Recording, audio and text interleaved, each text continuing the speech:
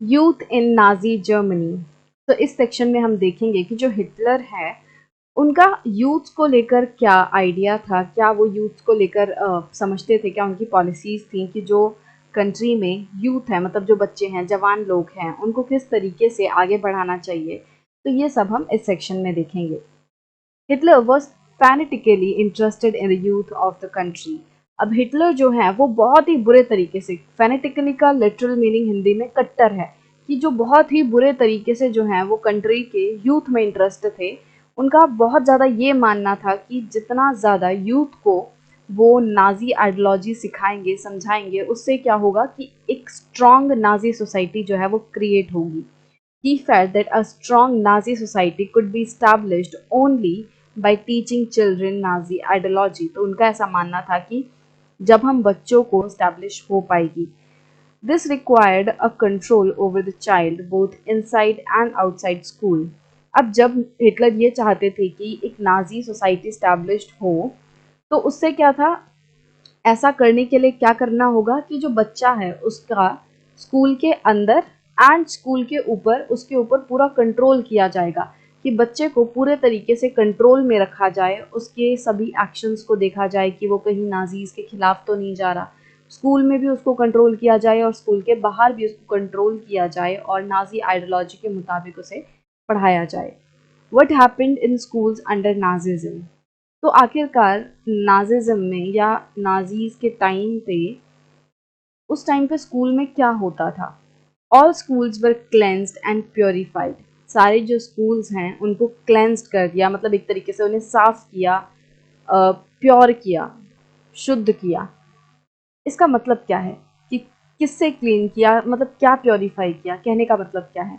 This meant that teachers who were Jews or seen as politically unreliable were dismissed। Clean करने का या फिर purify करने का मतलब ये है कि स्कूल में जो टीचर्स थे, जो ज्यू टीचर्स थे या फिर जो ऐसे टीचर्स थे जिन्हें कि अनरिलायबल माना जाता था, कि जो जिन पे विश्वास नहीं किया जा सकता, या फिर जो हिटलर के हिसाब से अनडिज़ायरेबल थे, ऐसे ज्यू टीचर्स को और ऐसे अनरिलायबल टीचर्स को हटा दिया गया स्कूल से।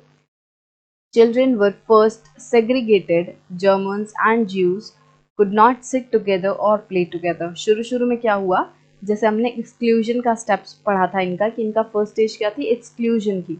तो स्कूल में इन्होंने क्या किया कि जो नाजी जो लोग हैं उन्होंने जर्मन एंड ज्यू चिल्ड्रन के बीच में सेग्रीगेशन किया, मतलब एक तरीके से उनके बीच में सेपरेशन किया कि जर्मन्स अलग रहेंगे, ज्यूज अलग रहेंगे। कोई भी जर्मन और ज्यू जो बच्चा है वो साथ नहीं बैठ सकता और ना ही वो साथ खेल सकते। Subsequently, undesirable children, Jews, the physically handicapped, gypsies, were thrown out of the school। And ultimately क्या हुआ कि जो अनडिज़ायरेबल चिल्ड्रन है, अनडिज़ायरेबल एक बड़ी टर्म हो गई, इसके अंदर ज्यूज भी आएंगे, जो आर्यन रेस के ही बच्चे हैं बट वो फिजिकली हैंडीकैप्ड हैं, तो उनको भी हिटलर जो है वो अनडिज़ायरेबल मानता था। जो जिप्सीज हैं, इन सभी तरीके के लोगों को, इन सभी तरीके के बच्चों को स्कूल से बाहर निकाल दिया गया, उन्हें अब और स्कूल में नहीं पढ़ने दिया जा रहा था। And finally in 1940s they were taken to the gas chambers। और finally 1940 में क्या हुआ, उन बच्चों को गैस चैम्बर में ले जाया गया और वहाँ पे उनको मार दिया गया। Good German children were subjected to a process of Nazi schooling, a prolonged period of ideological training। जो गुड जर्मन चिल्ड्रन थे, मतलब जो आर्यन रेस के बच्चे थे या जो उनके हिसाब से प्योर रेस थी,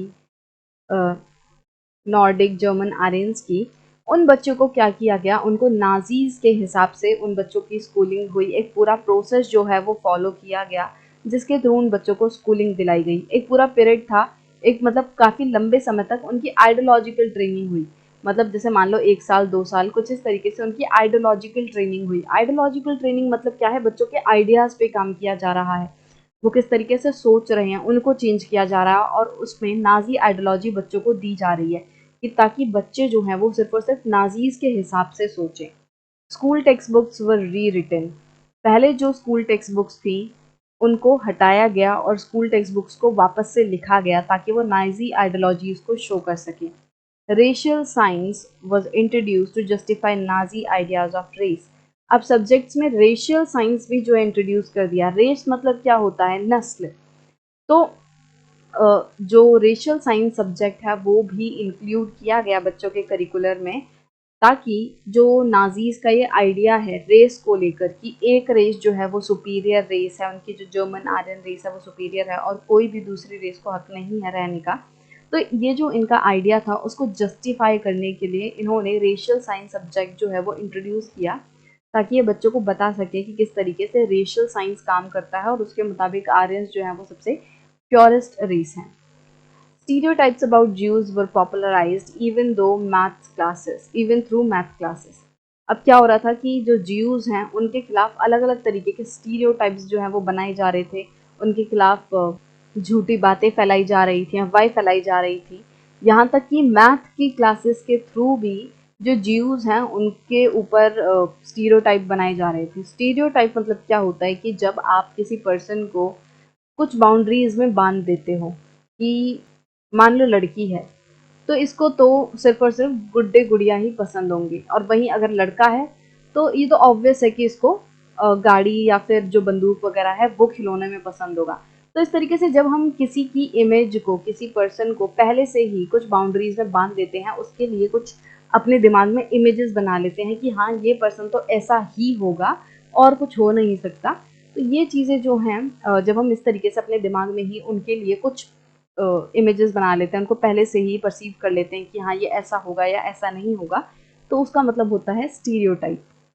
तो इस तरीके से इवन मैथ क्लासेस के थ्रू भी ज्यूज के खिलाफ स्टीरियोटाइप्स जो हैं वो बनाए गए। Children were taught to be loyal and submissive, hate Jews and worship Hitler. अब बच्चों को क्या सिखाया जा रहा था कि वो लॉयल रहें, वो जो राजा है या जो उनका लीडर है हिटलर है उसको धोखा ना दें, उसके प्रति जो है वफादार रहें, सबमिसिव रहें, हमेशा उसकी बात मानें और ज्यूस से नफरत करें और हिटलर की पूजा करें। तो ये सभी चीज़ें जो हैं वो बच्चों को बताई जा रही थी। Even the function of sports was to nurture a spirit of violence and aggression among children. यहाँ तक कि जो स्पोर्ट्स वगैरह होते थे, तो अब स्पोर्ट्स में भी बच्चों को ऐसा नहीं कि नॉर्मल गेम्स सिखाए जा रहे हैं, अब स्पोर्ट्स के टाइम पे भी स्पोर्ट्स के नाम पे बच्चों को वायलेंस सिखाया जा रहा था, हिंसा करनी सिखाई जा रही थी और बच्चों में और ज़्यादा गुस्सा भरा जा रहा था कि बच्चे ज़्यादा से ज़्यादा एग्रेसिव हों, गुस्से वाले हों। Hitler believe that boxing could make children iron hearted, strong and masculine. अब जो हिटलर है उसका ऐसा मानना था कि बच्चों को अगर बॉक्सिंग जैसे गेम सिखाएंगे तो उससे क्या होगा, बच्चे बच्चे जो हैं वो आयरन हार्टेड बन जाएंगे, कि उनका लोहे का दिल हो जाएगा, वो किसी भी चीज़ से पिघलेंगे नहीं, वो बहुत ज़्यादा स्ट्रांग हो जाएंगे इमोशनली एंड फिजिकली भी वो स्ट्रांग हो जाएंगे और उनके अंदर मैस्कुलिन जो है मैस्कुलिनिटी और ज़्यादा आएगी, एक तरीके से वो और ज़्यादा मर्दाना होंगे या और ज़्यादा स्ट्रांग होंगे physically. Youth organizations were made responsible for educating German youth in the spirit of National Socialism. अब अलग अलग ऑर्गेनाइजेशंस जो हैं वो क्रिएट की जा रही थी, जिनको ये जिम्मेदारी दी जा रही थी कि जो जर्मन यूथ हैं, जो बच्चे हैं, उनको स्पिरिट ऑफ नेशनल सोशलिज्म जो है वो सिखाया जाए। स्पिरिट ऑफ नेशनल सोशलिज्म मतलब एक तरीके से अपने देश के प्रति वफादार होना, अपने देश को सबसे ऊपर मानना। सोशलिज्म के जो आइडियाज़ हैं कि सब में मिल बांट के चीज़ होनी चाहिए, ये सारी जो स्पिरिट्स हैं वो सिखाई जा रही थी। अब मिल बांट के चीज़ होना या सबको इक्वल ट्रीट करना, ये क्या था, ये भी आर्यंस के बीच में था। इसमें दूसरी रेसेस को तो एक्सक्लूड कर दिया गया था, बट आर्यंस में क्या था कि कोई भी आर्यन किसी से ऊपर नहीं माना जाएगा, किसी से नीचे नहीं माना जाएगा, सब में रिसोर्सेज इक्वली बटेंगे, या जो नेशनलिज्म एंड सोशलिज्म के जो आइडियाज़ हैं वो इनको सिखाए जा रहे थे इन ऑर्गेनाइजेशंस के through. 10-year-olds had to enter जंग वॉक। जब बच्चा 10 साल का हो जाता था तो उसे जंग वॉक में जाना पड़ता था। जंग वॉक क्या है? Nazi youth groups for children below 14 years of age. Jungvolk जो है एक ऐसी ऑर्गेनाइजेशन है, ऐसी जगह है जहाँ पे 14 साल से कम उम्र के बच्चे जाते थे और नाजीज जो हैं उनको अपने हिसाब से चीज़ें सिखाते थे। At 14, all boys had to join the Nazi youth organization, Hitler Youth, where they learned to worship war, glorify aggression and violence, and condemn democracy and hate Jews, communists, gypsies, and all those categorized as undesirable. अब जब बच्चे 14 साल के हो जाते थे तो जो लड़के रहते थे 14 साल के, जब लड़के हो जाते थे तो उन्हें क्या करना होता था, उन्हें नाजी यूथ ऑर्गेनाइजेशन जो है, जिसे हिटलर यूथ भी कहा जाता है, इसको उन्हें ज्वाइन करना होता था। और इस ऑर्गेनाइजेशन में बच्चों को क्या सिखाया जाता था कि वो वॉर की पूजा करें, कि सबसे ऊपर जो है लड़ाई है, लड़ाई ही हर चीज़ का सॉल्यूशन है। ये सारी चीज़ें उन्हें सिखाई जाती थी। ग्लोरीफाई एग्रेशन एंड वायलेंस, की जो एग्रेशन है, जो गुस्सा है, जो हिंसा है, उसे बहुत ही ज़्यादा ग्लोरीफाई किया जाता था, उसकी बड़ी तारीफ़ें की जाती थी। बच्चों को बहुत ही सुंदर तरीके से दिखाया जाता था कि गुस्सा करना बहुत अच्छी बात है, हिंसा करना बहुत अच्छी बात है। ये सारी चीज़ें सिखाई जाती थी। कंडेम डेमोक्रेसी मतलब कि जो डेमोक्रेसी है, जो लोकतंत्र है, उसकी निंदा करना, उसको अच्छा ना मानना, ये सिखाया जाता था। ज्यूज़ को नफ़रत करना बच्चों को सिखाया जाता था।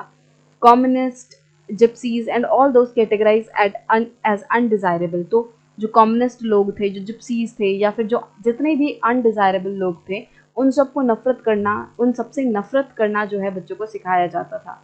After a period of rigorous ideological and physical training, they joined the labor service, usually at the age of 18.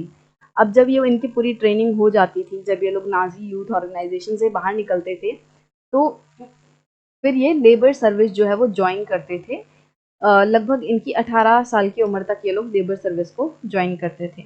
Then they had to serve in the armed forces and enter one of the Nazi organisations. और फिर क्या करना होता था इनको, जो लड़के हैं उन्हें आर्म फोर्सेस में सर्व करना पड़ता था। आर्मी, नेवी या जो भी इनकी आर्म्ड फोर्सेस हैं, उनमें बच्चों को जाना पड़ता था, सर्व करना पड़ता था, और उसके बाद किसी ना किसी कोई नाजी ऑर्गेनाइजेशन का पार्ट बच्चों को बनना पड़ता था।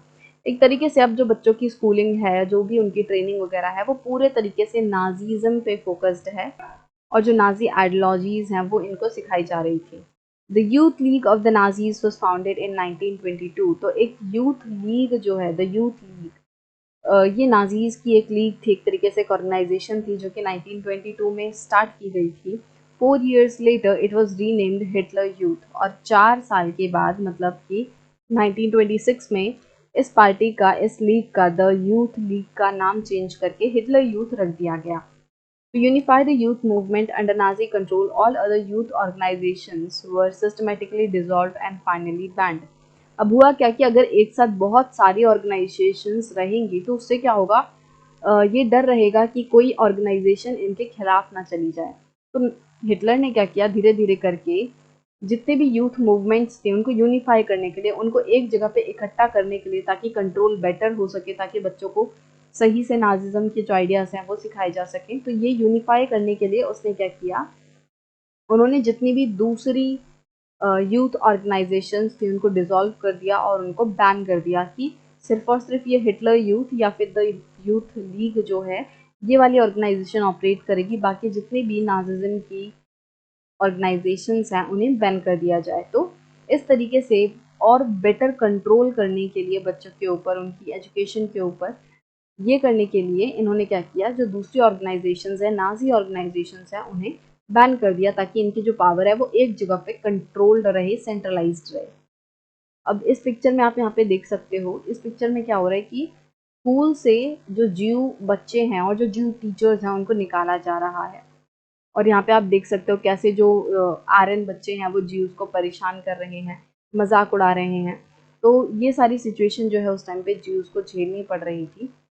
अब यहाँ पे इसमें एक सेक्शन में दिया हुआ है ये बॉक्स में, कि किस तरीके से बच्चे जो हैं वो जब अपनी प्रिलिमिनरी ट्रेनिंग से होकर निकलते थे तो लास्ट में उन्हें क्या, एक ओथ लेनी पड़ती थी। So all boys between ages of 6 and 10 went through a preliminary training in Nazi ideology. तो ये तो हमने देख ही लिया कि जो 14 साल से नीचे के बच्चे हैं उनको जंग वोक में जाना पड़ता था, जहाँ पे इन्हें नाजी आइडियोलॉजी सिखाई जाती थी। तो 6 से 10 उम्र के बच्चे जो हैं उनको नाजी आइडियोलॉजीज जो है वो सिखाई जाती थी। और इस ट्रेनिंग के बाद क्या होता था, उन्हें एक लॉयल्टी ओथ लेनी पड़ती थी हिटलर के towards. In the presence of this blood banner, which represents our Führer, I swear to devote all my energies and my strength to the savior of our country, Hitler, Adolf Hitler।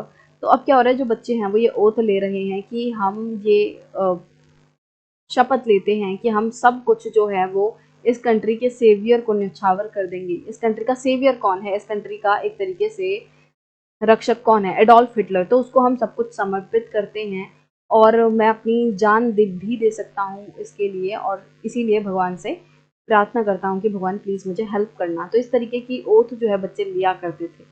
Robert Ley, head of the German labour front, sad.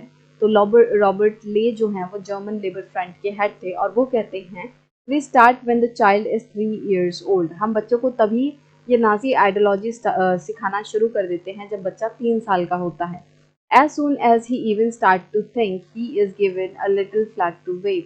और जब तक कि बच्चा बोलना शुरू करता है, वैसे ही मतलब कि उसके बोलना शुरू करने से पहले ही बच्चे को क्या किया जाता है, एक फ्लैग पकड़ा दिया जाता है, जो इनका जर्मन का फ्लैग है, जो नाजीज का फ्लैग है, वो पकड़ा दिया जाता है फहराने के लिए। तो मतलब कि बच्चे ने अभी सोचना भी शुरू नहीं किया, समझना भी शुरू नहीं किया, और उसके दिमाग पे पूरे तरीके से नाजीज ने कब्जा कर लिया है, ताकि वो बच्चा जो है वो उनके हिसाब से सीखे।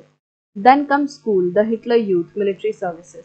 उसके बाद जो है स्कूल होता है, द हिटलर यूथ में इनको ट्रेनिंग प्रोवाइड कराई जाती है, और फिर ये मिलिट्री में बच्चे सर्विस अपनी देते हैं। But when all this is over, we don't let go of anyone. और जब ये सब ओवर हो जाता है, जब बच्चे अपनी आर्मी फोर्सेस में सर्विसेज वगैरह दे देते हैं, उसके बाद भी हम बच्चों को यूं ही नहीं जाने देते, ऐसे ही नहीं छोड़ते।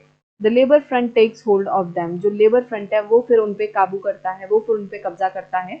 मतलब कि बच्चों को कंट्रोल करने का काम बाद में कौन करता है, लेबर फ्रंट करता है। जब बच्चे ने अपनी पूरी ट्रेनिंग वगैरह कर ली है, आर्म्ड फोर्सेस में सर्व कर लिया है, तो उसके बाद लेबर फ्रंट जो है वो फिर बच्चों को अपने कंट्रोल में लेता है, and keeps hold until they go to the grave. और लेबर फ्रंट उन बच्चों पे तब तक कंट्रोल करता है जब तक कि वो ग्रेव में ना चले जाए, मतलब जब तक कि उनकी मृत्यु ना हो जाए, वेदर दे लाइक इट और नॉट। अब इससे कोई फर्क नहीं पड़ता चाहे बच्चों को ये चीज़ें पसंद आए ना आए, बट लेबर फ्रंट जो है वो उनके ऊपर पूरा कंट्रोल रखता है उनके मरते दम तक। तो इस तरीके से बच्चों को जो है पूरा कंट्रोल करने का एक प्रोसीजर तैयार किया गया था हिटलर के टाइम पे, ताकि जो बच्चे हैं वो सिर्फ और सिर्फ नाजीज के हिसाब से समझें, सुने, उनके हिसाब से सोचें, और वो नाजीज के आइडियोलॉजी के खिलाफ ना जाएं।